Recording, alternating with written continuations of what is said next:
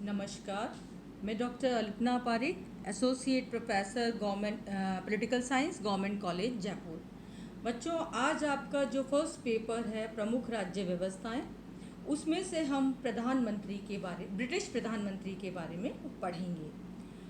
अभी तक मैंने आपको ब्रिटेन के संविधान के बारे में पढ़ाया, वहाँ की अभिसमय और परंपराओं के बारे में पढ़ाया, ब्रिटेन के मंत्रिमंडल की बात हमने की कि कैसे धीरे धीरे ब्रिटेन के मंत्रिमंडल का उत्तरोत्तर विकास हुआ। आज हम ब्रिटिश प्रधानमंत्री के बारे में पढ़ेंगे।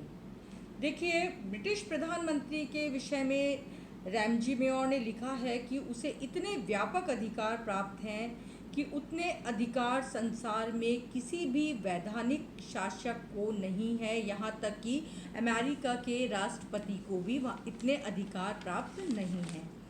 अब ब्रिटिश प्रधानमंत्री का जो पद है वो मैं आपको पहले ही बता चुकी हूँ कि ब्रिटिश प्रधानमंत्री का पद भी विकसित हुआ है। ब्रिटिश प्रधानमंत्री का पद जो है वो 1721 में चालू हुआ था, जब सर रॉबर्ट वॉलपोल प्रथम प्रधानमंत्री बने थे। इंग्लैंड की अनेक संस्थाओं की तरह ही प्रधानमंत्री का पद भी स्वतः ही विकसित हुआ और धीरे धीरे वो अपनी शक्ति जो है वो ग्रहण करता गया और आज वर्तमान समय में एक महत्वपूर्ण पद है। इंग्लैंड के शासन का सूक्ष्म केंद्र इंग्लैंड का प्रधानमंत्री, उसके विषय में अनेक विचारकों ने अपने अपने विचार व्यक्त किए हैं और ब्रिटिश प्रधानमंत्री को अनेक उपमाओं से नवाजा गया है। लॉर्ड मॉर्ले के अनुसार वो समान पद वालों में प्रथम है, तो लॉस्की ने उसे समान पद वालों में प्रथम से अधिक किंतु तानाशाह से कुछ कम की संज्ञा दी है। विलियम हारकोर्ट ने उसे नक्षत्रों के बीच चमकता हुआ चंद्रमा कहा है, तो आइवर जानिग्स ने उन्हें संपूर्ण संविधान की आधारशिला कहा है। देखिए, ब्रिटिश प्रधानमंत्री जो है वो लोक सदन यानी जो प्रथम सदन है या निम्न सदन है उसमें बहुमत प्राप्त दल का नेता होता है। वस्तु स्थिति ये है कि नवनिर्वाचन के पश्चात लोक सदन में बहुमत प्राप्त दल का जो नेता होता है वो सम्राट जो है उसे प्रधानमंत्री बनने का निमंत्रण देता है। अर्थात जिस भी दल ने अपना बहुमत हासिल किया है उस दल का नेता सम्राट के द्वारा प्रधानमंत्री नियुक्त किया जाता है। प्रधानमंत्री के रूप में लोक सदन, ब्रिटेन में लोक सदन को कॉमन सभा कहा जाता है। कॉमन सभा का सदस्य होना ज़रूरी है। प्रधानमंत्री प्राय लोक सदन का सदस्य होता है। इसका कारण यह है कि प्रधानमंत्री और उसका मंत्रिमंडल केवल लोक सदन के प्रति उत्तरदायी होता है। प्रधानमंत्री जो है, देखिए, वहाँ पर बहुत सारी शक्तियों से युक्त है। यदि हम प्रधानमंत्री के कार्यों और अधिकारों की चर्चा करें तो हम देखेंगे कि ब्रिटेन का प्रधानमंत्री बहुत सारी शक्तियों से युक्त है। सबसे पहला जो कार्य है या अधिकार है ब्रिटिश प्रधानमंत्री का वो है अपने मंत्रिमंडल का निर्माण करना। प्रधानमंत्री सम्राट की तरफ से मंत्रिमंडल के निर्माण में पूर्ण रूप से स्वतंत्र होता है। मैं आपको पहले भी बता चुकी हूँ कि ब्रिटेन में जो है दोहरी कार्यपालिका होने के कारण जो सम्राट का पद है वो केवल एक संवैधानिक प्रमुख है। वास्तविक प्रमुख जो है वो ब्रिटेन का मंत्रिमंडल है और ब्रिटेन का प्रधानमंत्री है। प्रधानमंत्री जो है अपने जो भी दल अपना बहुमत हासिल कर लेता है वो दल सरकार बनाता है। उस दल का नेता जो है वो अपने मंत्रिमंडल का निर्माण करता है, लेकिन औपचारिक रूप से वो इस मंत्रिमंडल का निर्माण करने के लिए सम्राट से कहता है। मंत्रिमंडल की जो भी सूची सम्राट को दी जाती है सम्राट उसे स्वीकृत करता है। प्रधानमंत्री अपना मंत्रिमंडल बनाते समय अपने दल के प्रमुख नेताओं का ध्यान रखता है और उन्हें अपने मंत्रिमंडल में लेने का प्रयत्न करता है। देखिए, मंत्रिमंडल का निर्माण करने के पश्चात मंत्रिमंडल का कार्य संचालन। प्रधानमंत्री जब अपने मंत्रिमंडल का निर्माण करता है तो उसे ये देखना पड़ता है कि मंत्रिमंडल जो उसके द्वारा गठित किया गया है वो अपना कार्य सुचारू रूप से कर रहा है या नहीं। कभी कभी मंत्रियों के मध्य परस्पर मतभेद उत्पन्न हो जाते हैं। जब मतभेद की स्थिति आती है तो प्रधानमंत्री को उनके बीच हस्तक्षेप करना पड़ता है। औचित्य और अनौचित्य का निर्णय करके विविध मंत्रियों के बीच मतभेदों को दूर करने का कार्य प्रधानमंत्री का है। अर्थात एक सूत्र में सबको बांधकर संयोग बनाए रखने का दायित्व जो है वो ब्रिटिश प्रधानमंत्री का है। तीसरा जो उसका अधिकार है वो है मंत्रिमंडल की अध्यक्षता। प्रधानमंत्री चूंकि अपने मंत्रिमंडल का नेता होता है, अपने दल का नेता होता है, मंत्रिमंडल का प्रधान होता है, तो प्रधानमंत्री जो है वो मंत्रिमंडल की अध्यक्षता करता है। मंत्रिमंडल की बैठकों की कार्यसूची निर्धारित करता है, विभिन्न विभागों के बीच तालमेल बिठाता है। ये सारे कार्य ब्रिटिश प्रधानमंत्री के हैं। मंत्रिमंडल का अंत, ये उसका चौथा अधिकार है।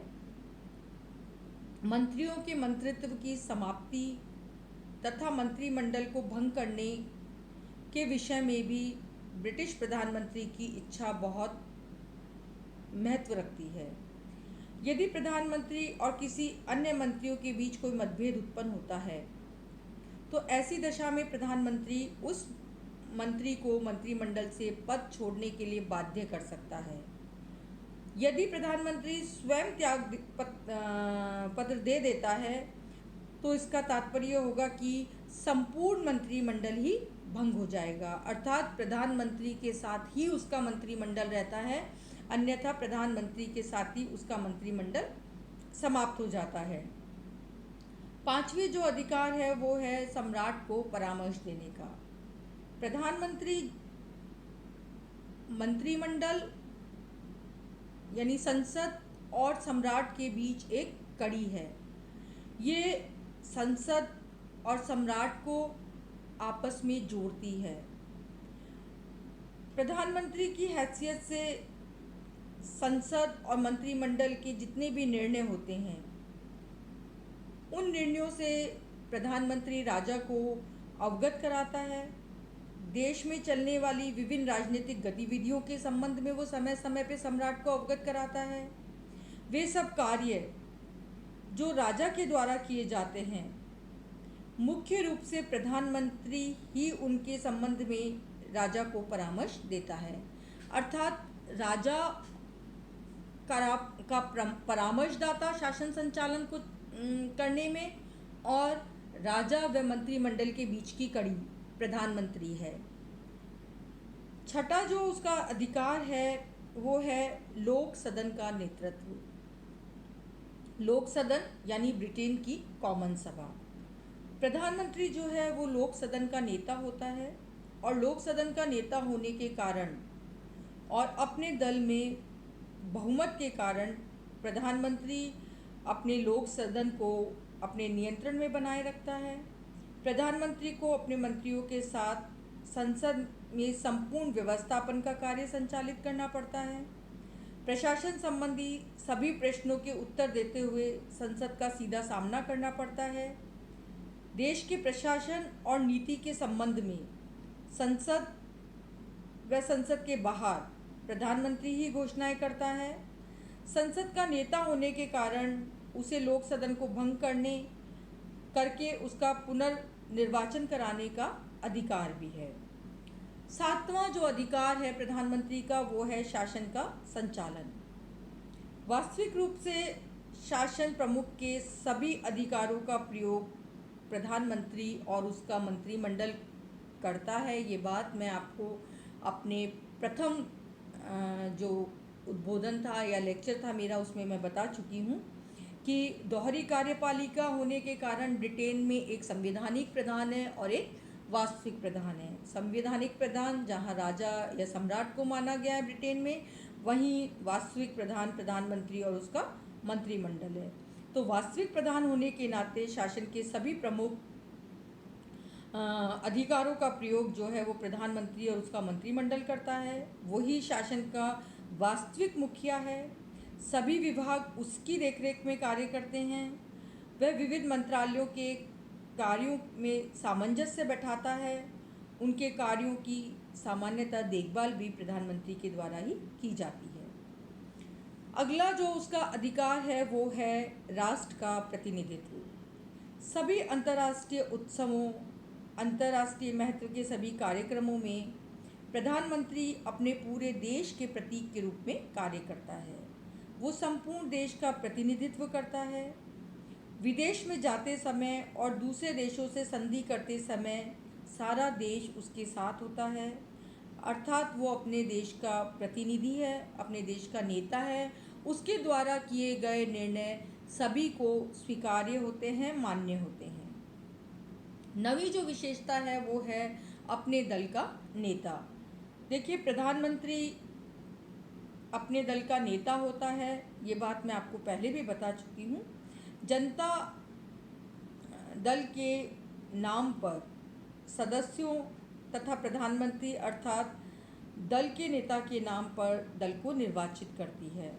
अतः प्रधानमंत्री न केवल दल में बहुमत प्राप्त दल का नेतृत्व करता है, वरन देश भर में दल की समस्त छोटी बड़ी शाखाओं का भी नेतृत्व करता है।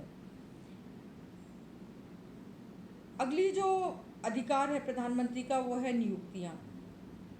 सम्राट के द्वारा जितनी भी उच्च स्तरीय नियुक्तियां की जाती हैं, उनकी सिफारिश प्रधानमंत्री के द्वारा ही की जाती है। अर्थात यदि हम ये कहें कि सम्राट के द्वारा उच्च स्तरीय नियुक्तियां की जाती है, तो सम्राट केवल उनकी एक औपचारिक घोषणा करता है। वास्तविक रूप से जो सूची है या जिनकी नियुक्तियां की जानी है, इनकी सूची जो है वो प्रधानमंत्री के द्वारा ही सम्राट को सौंपी जाती है। प्रधानमंत्री की सिफारिश पर ही लॉर्ड सभा के नए लॉर्ड्स नियुक्त किए जाते हैं। लॉर्ड सभा ब्रिटेन का सेकंड हाउस। सभी उपाधियां प्रधानमंत्री की सिफारिश के बाद ही सम्राट के द्वारा प्रदान की जाती है, अर्थात नियुक्तियों में भी प्रधानमंत्री सम्राट को परामर्श देता है। अगली जो शक्ति है प्रधानमंत्री की वो है संकटकालीन शक्तियां। ब्रिटिश संविधान में संकटकालीन स्थिति की कोई स्पष्ट व्यवस्था नहीं है। प्राय व्यवहार में संकट के समय ब्रिटिश प्रधानमंत्री के दायित्व और शक्तियों में वृद्धि हो जाती है। संकट के समय प्रधानमंत्री को तानाशाह के रूप में कार्य करना पड़ता है। जैसे प्रथम और द्वितीय विश्व युद्ध के समय लॉर्ड जॉर्ज और चर्चिल ने अभूतपूर्व शक्तियों का प्रयोग किया था। अब इतनी सारी शक्तियां होने के बाद एक प्रश्न उठता है कि क्या ब्रिटिश प्रधानमंत्री तानाशाह है? देखिए,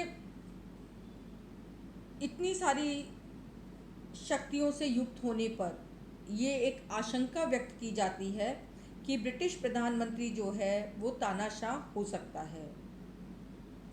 लॉर्ड मॉर्ले ने कहा है कि मंत्रिमंडलीय शासन प्रणाली इतनी लचीली होती है कि राष्ट्रीय आपातकाल के समय ब्रिटिश प्रधानमंत्री तानाशाह बन जाता है। रेमिंजॉर ने भी कहा है कि प्रधानमंत्री जो है वो अपने समान पद वालों में प्रथम ही नहीं, बल्कि उसका अधिकार क्षेत्र इतना व्यापक है कि वो अपने साथियों से बहुत अधिक शक्तिशाली है, इसलिए वो अधिनायक कहा जा सकता है। किंतु ब्रिटिश प्रधानमंत्री को हम तानाशाह नहीं कह सकते। क्यों नहीं कह सकते? क्योंकि ब्रिटिश प्रधानमंत्री जो है वो एक निश्चित समय तक अपनी शक्तियों का उपयोग करता है। 5 वर्षों के बाद आम चुनाव होते हैं और आम चुनाव में जनता के हाथ में ये अधिकार होता है कि वो उस व्यक्ति को सत्ताहीन कर सकते हैं। प्रधानमंत्री को जो है अधिनायक इस कारण भी नहीं कहा जा सकता क्योंकि उसकी शक्तियां जो हैं वो मौलिक नहीं हैं, वरन उसके दल के बहुमत पर निर्भर करती है। दल का बहुमत समाप्त होते ही उसकी शक्तियां खत्म हो जाती हैं। इसी तरीके से इंग्लैंड में जो जनता है वो व्यक्ति पूजा की भावना केवल सम्राट के प्रति करती है। प्रधानमंत्री के प्रति नहीं।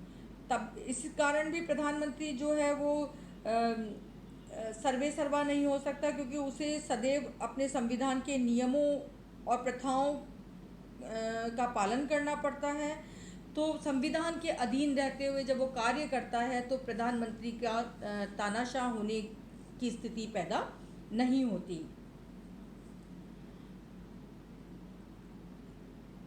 अब एक शब्द में यदि हम कहें तो ब्रिटिश जो प्रधानमंत्री है वो समकक्षों में प्रथम जरूर है, किंतु तानाशाह जैसी स्थिति उस को वो ग्रहण नहीं कर सकता। प्रधानमंत्री जो है उसकी शक्तियाँ और उसका जो महत्व है वो बहुत कुछ उसके व्यक्तित्व पर निर्भर करता है। उसका पद आवश्यक रूप से वही बनाता है जो उसका व्यक्तित्व कहता है।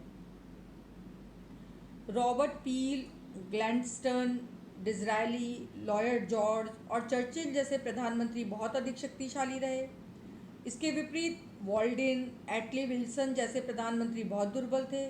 इसीलिए यदि कोई प्रधानमंत्री अपने मंत्रिमंडल पर छा जाता है या मंत्रिमंडल में अपनी स्थिति को अधिक मजबूत बनाता है तो ये उसके व्यक्तित्व पर निर्भर करता है, ना कि